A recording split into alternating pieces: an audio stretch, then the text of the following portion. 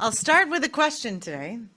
What is the most important or meaningful thing that you have ever lost and subsequently found? You lost something and then you found it again. I think, if I remember correctly, there's at least one stuffed animal in our house that has an epic adventure story. Is that right, Yosinella? Where we lost an animal? What's that? That's right, you lost a toy here, and then you found it at your house.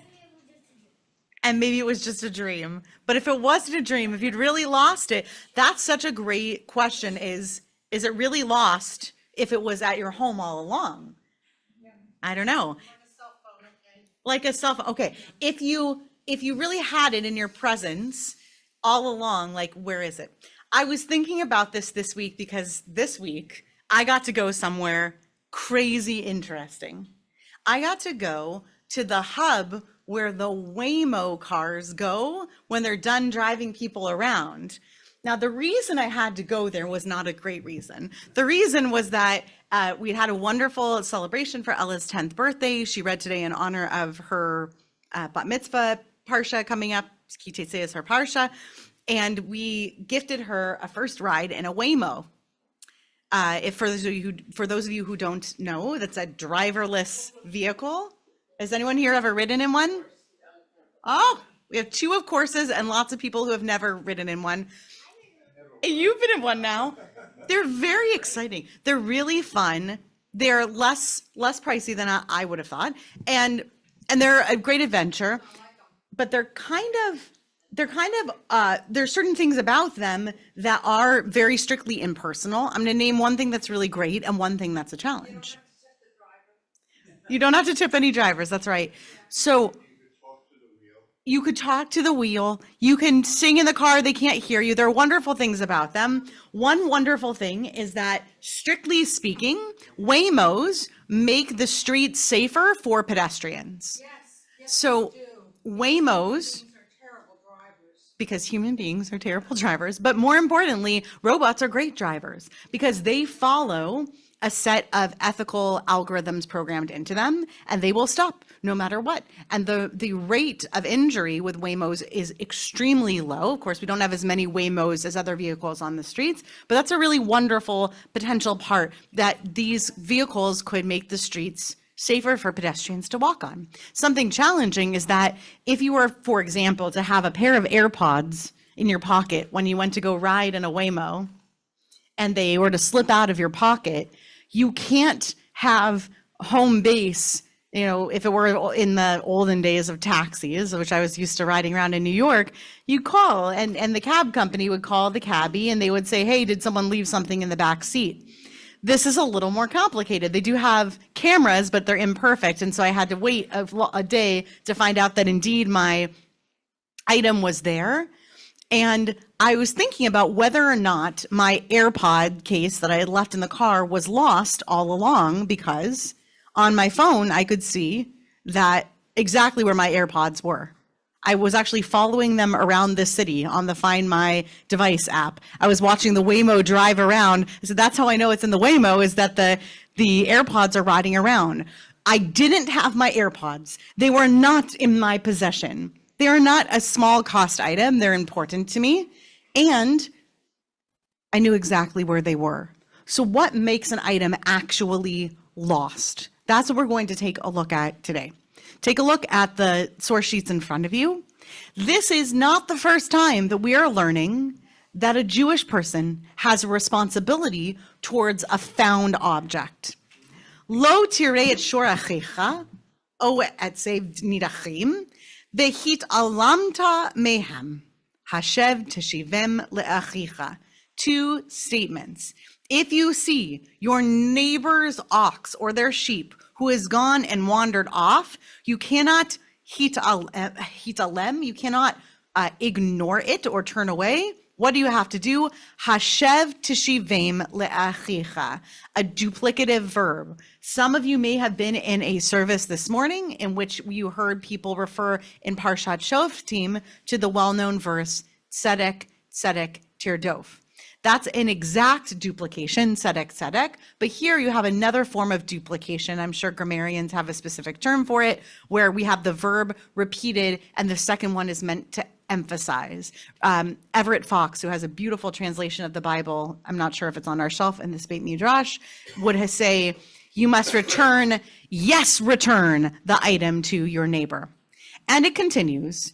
Ve'im lo karov achecha, if your fellow, this person who lost their property, in this case livestock, it does not live near you, they're not near to you, ve'lo yadato, and you don't know who this person is, who this ox or sheep belongs to, ve'asafto el toch beitecha, you should bring it to your house, ve'haya imecha, it should be with you, ad derosh achicha oto, until your neighbor or your person comes to claim it.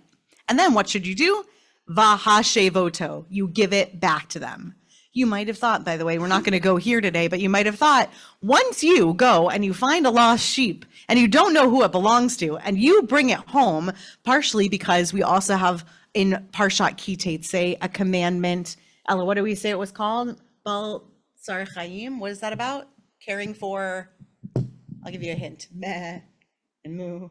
What do we have to do? We have to care not just for people, but for your animals also. So you have to take care of animals. You might have thought if you were taking responsibility for caring for animals, that it's yours now.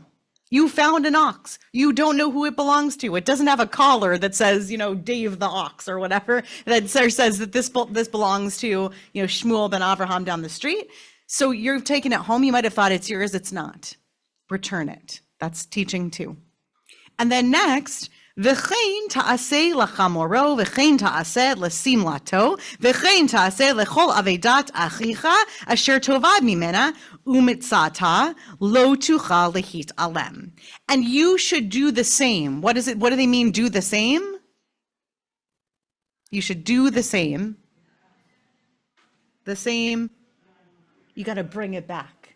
You got to return it. You have to bring it back.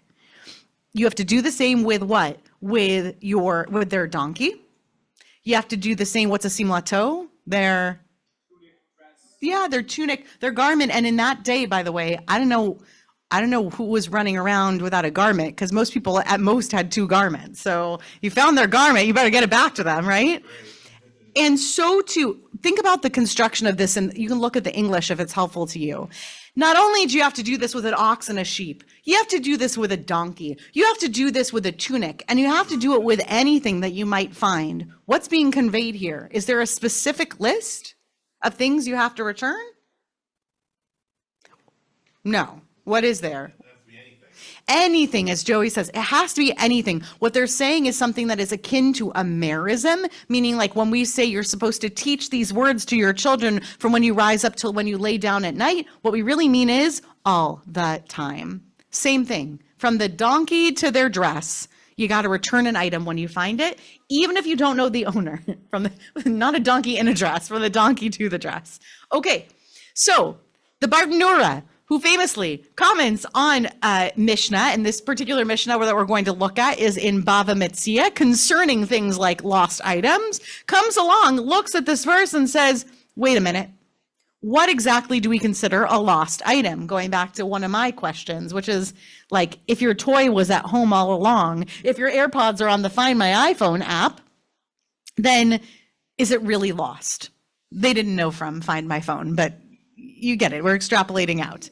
Ezo hi aveda, what is a lost object? Shenikarba she'ena ba'alim yodeim shehisham.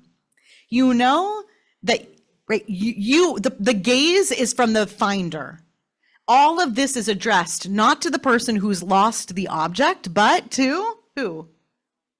The finder, the person who finds the object. If you find an object and Dave the ox is wandering the street. Their owner does not know where they are. There's no Find My Ox app. And so you wind up knowing for sure this is a lost item. And once you know, there's no way their owner knows that Dave's wandering the street outside the pub, right? Or that their clothing was left on the clothesline, blew off it 3 yards over. They don't know where that is. Now it's Aveda. Now it's a lost item. Okay. My teacher, Josh Culp, Rabbi Dr. Josh Culp, I believe, at the conservative yeshiva, has a wonderful English explanation of the Mishnah. Is there somebody who would like to read through for us on this first page and second, the explanation? I saw Joey's hand first. You can keep this microphone out for you. Okay. If the finder lost time at work that was worth a sela, an amount of, he may not say to the owner, "Give me a sela." Rather, the owner need only pay him the wages of an unemployed laborer. If there was a court of law in that place, the finder may stipulate for them for damages for time lost. If there was no court of law before whom can he stipulate, his comes first. A person who has already found and returned another person's lost object cannot claim all of the wages which he lost while busying himself with the lost object. Pause there for a second, Joey, please. A person who has already found and returned another person's lost object cannot claim all of the wages which he lost while busying himself with the lost object. Who would a finder be trying to claim money from? There's not some monopoly bank here, right? You don't go to the court and say, "Give me money. I was a hero. I found Dave the Ox." Who are they going to ask for money from? Going to get money from the person whose object it was. From the person whose object that was. That sounds a lot like ransom. So this is where we're dancing around. Joey, please continue with the explanation. Since the owner of the animal may not have wanted someone to return his animal if he would have to pay such a large sum of money, he's not obligated to pay. Okay, so someone paint me a scenario. What's something that you wouldn't care if you lost? What wouldn't you mind if you lost? Garbage. Garbage. Okay, great. Yeah, Or a something clean you were cloth done for my using. glasses, 'cause I have a million of those. Coat that you don't really care too much about. An old coat. The coat doesn't have a name. There's no preciousness to it. You've lost this coat and you don't care that much about it. But somebody finds this coat on the back of a bench on Ziering Family Field, and they spend 8 hours trying to find the owner of this coat.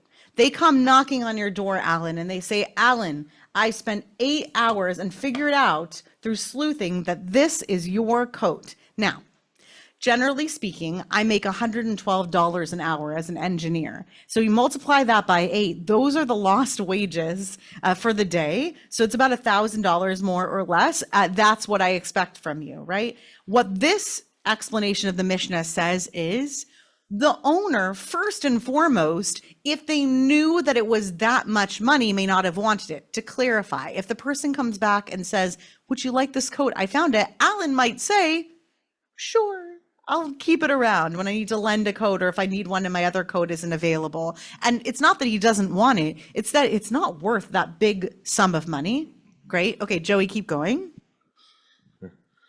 All that the finder can claim is the animal wage that an unemployed laborer would accept to have some work to do for the day. Okay, but we got to have some protections for the finder too.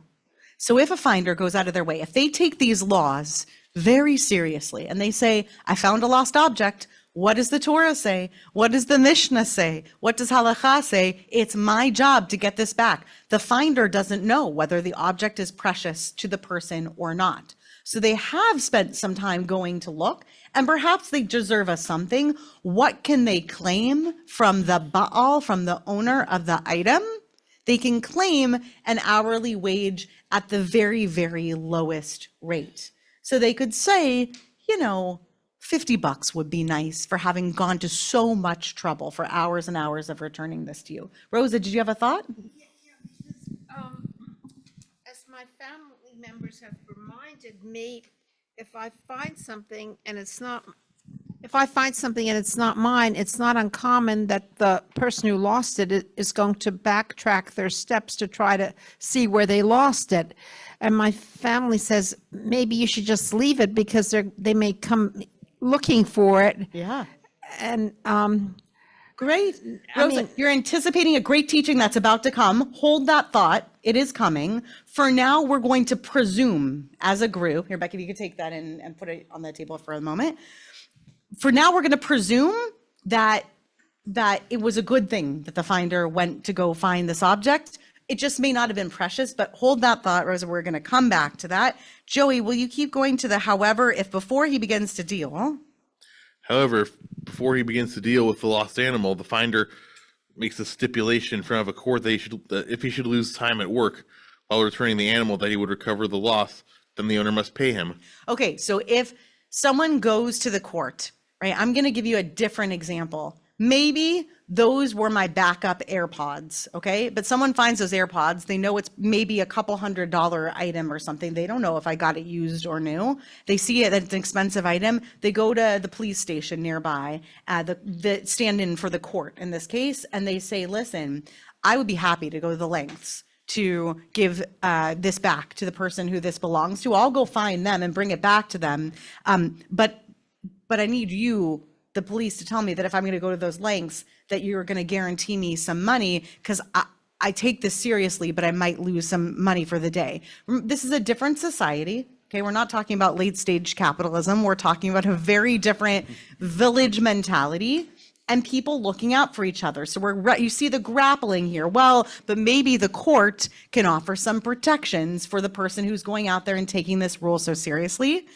Joey, will you read us the last two sentences, including the parentheses, please? Ostensibly, if the loss of work was greater than the worth of the animal, the court would not have agreed to such a condition. Great.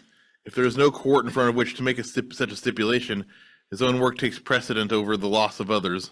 Okay, so his own work takes precedent over the loss of others. Who's the his? The finder. The finder, that's right. His own work takes precedent over the loss of others. In other words, that ultimately the Mishnah that Josh Culp is commenting on is coming along to say, yes, the Torah is very serious about lost items, but there's a value tension at play. On one side of the scale, people's lost items and our job in society to return those items to them. On the other side of the scale, that the work of finding an object and returning it to the owner comes at a cost. It's not a small thing. It took a solid 2.5 hours out of my day to get my own AirPods. Can you imagine if I asked one of my parents, let's say, one of whom is retired and lives in Culver City, but like that's their time and their day. Had I asked them to go with this QR code and claim my AirPods case, like they would have been right to say that was a good chunk of my day I spent going to recover your item. And they might have said, I don't have time today to do that. And that would have been fair, right? And we know all of these things innately, but these are the rules being put into place in society. I have a couple other things on this back side of the front page here, page 2. First of all, I want to show you that this is not the first time we're seeing this rule. Often laws and rules that we see in Devarim already appeared in Shemot or in Vayikra. In this case, in Shemot, you see that the quote, Ki tifgash shor oivecha o chamarot to'eh hashev tishivenu lo. If you come upon your enemy's ox or donkey and it's obviously lost, it's wandering, you shall surely return it to them. You should return it to them. What's different about this teaching than the teaching in Devarim? There, significant difference. There is an enemy in question. Interestingly, in this case, the stronger or the intensified case is the one in Shemot. Not only are you responsible, according to Devarim, for returning the ox or the sheep or the donkey or the tunic of your neighbor, you are also responsible, according to Shemot, to do so for your enemy. We're not going to delve very deeply into that, but I think it's an important expansion upon this rule. Because, again, if you try to read one into the other, you'll understand that when you see a lost object, whether it's clothing or whether it is, we call it livestock, the whole point is that you don't know who it belongs to at first. This is much easier if there's a name tag on the item, and then you can make a decision. How close do they live? How long will it take me to bring this to them? I already know whose it is. I know what the consequences may be. I might even know how wealthy the person is and how much money I can ask of them. Maybe they're a 2-hour ride from here, but maybe they're a great count, or they own a lot of property and they would give me a lot of money. The teaching in Shemot says, you don't just get to base this on whether or not you like the person that this belongs to. You've got to give it back to anyone. I see 2 hands. We'll start with Joey. Okay. Yeah, there's an example of sometime when I found something, I got it back to its rightful owner. This happened in my condo building a few months ago, where I was breaking down a large mountain of shoe boxes by the recycling bins, and in one of them there was an envelope full of $5,000 in cash. Holy moly. Yeah. Wow. And so I called so I contacted the HOA people in my building to get them back to get back to its rightful owners. And so they reviewed the security camera footage and looked at a receipt and that's how they got to their unit. Wow. And so then the couple thanked me by giving me a big bottle of whiskey. I don't drink, bet so I they gave it were to a my brother. big bottle of whiskey, thankful for that $5,000 back. That's amazing. Yeah. Were you afraid to tell them, I don't drink, thank you, but were you afraid to tell them that? I wasn't afraid. I was polite. Yeah. All right. Pass it over And to then, Becky. Very good. Oh, you had I another saw them story? in my, Yeah. I saw them today as I was going to my car drive here, and they have a 5-week-old baby now. Oh, that's a good end to that story. Okay, so you got this back to them. And by the way, what a great example of something that is unlikely to have identifiers on it, right? An envelope full of cash is complicated. Yeah. So I just wanted to point out, given what we read, Yeah. what your daughter read really, that if you find your enemy's ox, you have to return it. But if you take your enemy's woman, you can marry her and, 30 days after you grab her, right? Just Just an observation. Worth a lot more. Right.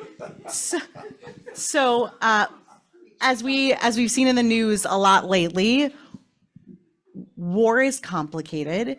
And in the particular example in Shemot, we're not talking about being at war with your enemy. It's kind of an interesting idea or notion.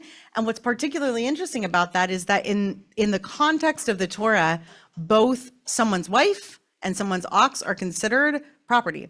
And so we're talking about huge distinctions, and there's a lot more to be said on that. It's not just a pat observation, but there's some real truth behind that too. What are the rules around that? And perhaps that has to do with the fact that there's a potential for acquiescence. There's a potential for that to be a relational moment. It's not just taking your enemy's wife. It's also about being in, like, what do you do if you find, are you allowed to start a new home, a new family, et cetera, with someone, which is very different than just claiming an option, saying that's mine now, claiming an envelope of cash. But there's a lot to be picked apart there without apologetics. Yeah.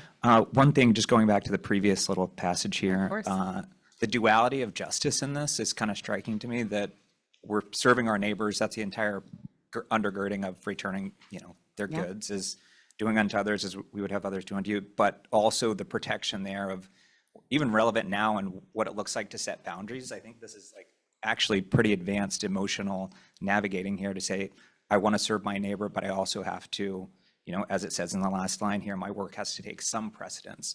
I think that's right. this. Yeah. And yeah, just wanted to kind of point that out, that Absolutely. I think of that as, I think of some conversations I would consider so socially incongruous with the context that we live in, like rules about whether or not you can claim an enemy's wife as your wife now, because we don't think about wives or husbands as matters of property at this point, and the whole category of women in the Mishnah and in the Talmud is really no longer an applicable category, because we thought of women, slaves, and children having the same requirements and non-requirements in many cases. So some of that doesn't work at all. Some is deeply what we call pre-reflective. It's sort of a precursor to some of the social mores that we see playing out in in most advanced societies, and hopefully is what's at play when we talk about Israel being a bastion of democracy and moral fortitude, and also Jewish communities being bastions of moral fortitude. It's very, very important that we see these values represented at play. So, you know, it's easy to talk about these things in abstract. The question is, for me, to play off of this, did that really play out? Often when rules have to be put on the books, it's because people wouldn't have otherwise abided, is that the past tense, abided by them.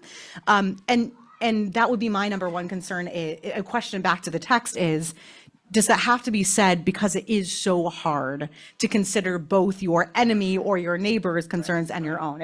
That's really complicated. Yeah. But I think it's a good question, something to delve into, and just, you know, the treatment of us and how it expands into, again, going into the next piece about even to your enemies, you know, you shall is a very strong word. That's right. And how responsibility is significant. But anyway, Right. The responsibility is significant, and knowing that there is responsibility both to the self and to the other, and to hold those things in tension. You're right. It does seem so forward because we're still grappling with the importance of that now. Looking ahead a little bit on that page to a couple of other rules, the Shulchan Aruch, which is the 16th century code of law that is the primary pre-Mishnah Torah Sephardic code of law with a gloss on it by the Ramah, the Reb Moshe Isserles. The Shulchan Aruch has a subsection, has 4 subsections, one of which is called Choshen Mishpat. And in the Shulchan Aruch, we see Rosa's thought on the page. So Baruch Shekivant. The Shulchan Aruch says that if it looks like an item was placed somewhere on purpose, you should not pick it up and try to return it. Now, one reason why you might need that rule is because of what Rosa said, which is, what if somebody comes back to look for their item? But based on the previous teaching, the explanation of the Mishnah in English, what's another reason, it's a little Socratic, but what's another reason why someone has to be told, you can't just see this and say, oh, look, it's a book, it must be lost, I'll go find its owner. Why might you not be able to do that? I'll give you a hint. It has to do with money. You want to take it, stab? Maybe you have to leave it for someone who has the time to go and look for it. Oh, interesting. Maybe you have to leave it for someone who has the time for it. This is like my grandfather who would say, don't you dare return your shopping cart, right? Because if you return your shopping cart, that's someone's job. And if you return it, then they're not going to have a job. Though he was very serious about this. Maybe.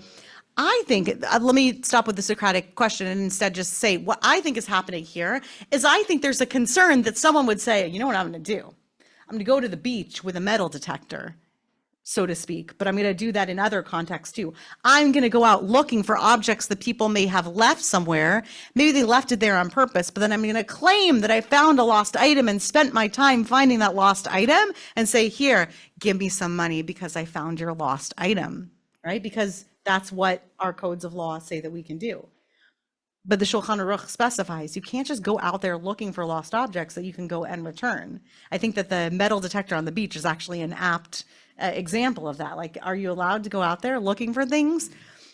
You might argue that's wonderful because it's a place where others aren't looking and you might be able to do the duty of returning a lost object. But if the purpose is to go out there and make money for yourself, I don't think so. That's my take. A few last teachings on the bottom of the page. If you find a wallet on Shabbat or any other item that should not be moved on Shabbat, the Shulchan Aruch says to leave it where you found it, even though someone else may take it. What are the values at play? You're supposed to return lost objects, but Motzah, but Shabbat. What about the items you're not supposed to touch or deal with on Shabbat? I think that, right, the idea is that there's money in it and it falls into a category that we wouldn't normally touch, deal with, or move on Shabbat, that you shouldn't move it. Now, this only works on one condition. What's the condition? You have to imagine everybody in the world is following the same rules you are, right?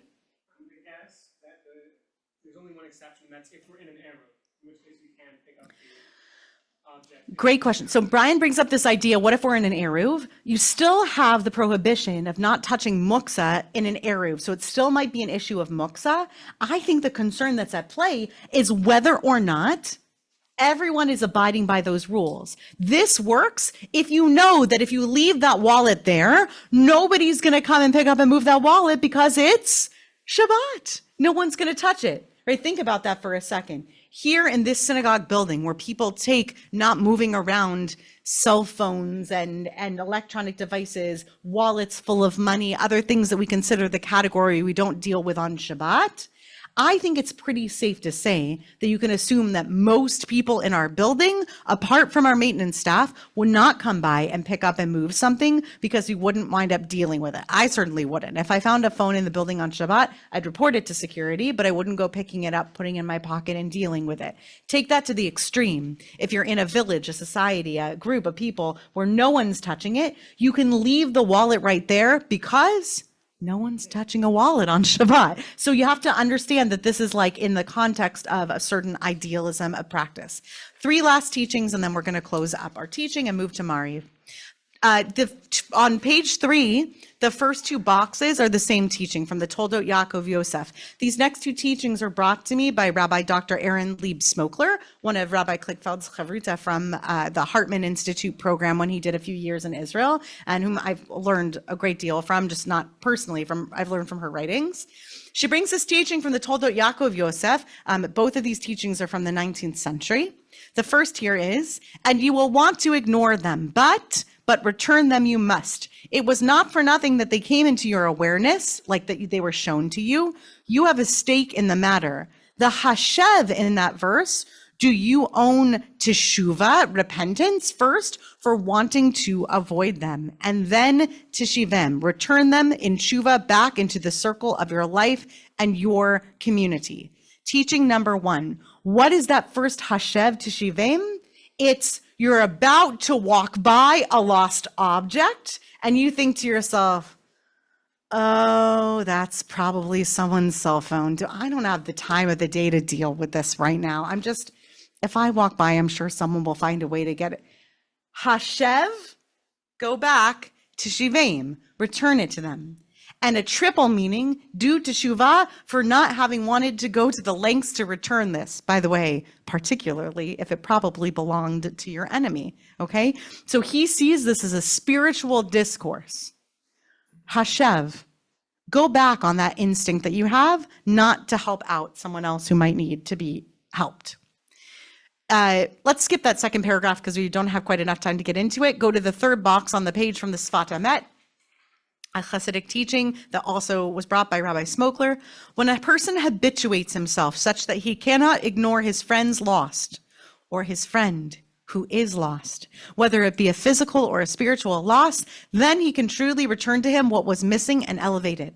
But there is one step more. Such an individual, so skilled at seeing what is lost, then becomes adept at seeing the losses within himself. Then he may truly be redeemed.